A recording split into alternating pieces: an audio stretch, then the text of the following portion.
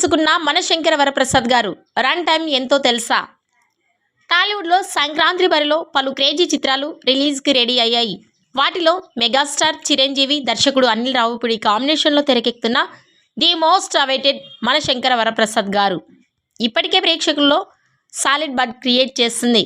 సంక్రాంతికి వస్తున్నాం block buster తర్వాత అనిల్ రావిపూడి చేస్తున్న సినిమా కావడం, మెగాస్టార్ చిరంజీవి ఇందులో హీరోగా నటిస్తుండడంతో ఈ మూవీపై పాజిటివ్ వైబ్స్ క్రియేట్ అయ్యాయి.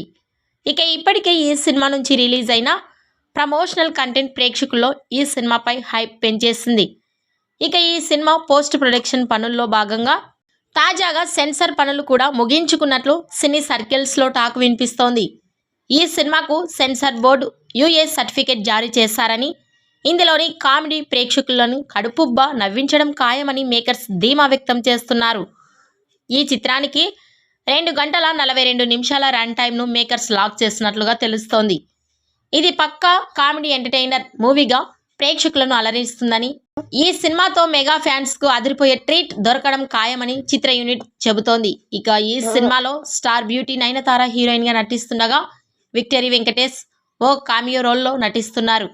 మరి సంక్రాంతి కానుకగా జనవరి 12న రిలీజ్ కానున్న ఈ సినిమా ఎలాంటి రికార్డులు సెట్ చేస్తుందో చూడాలి.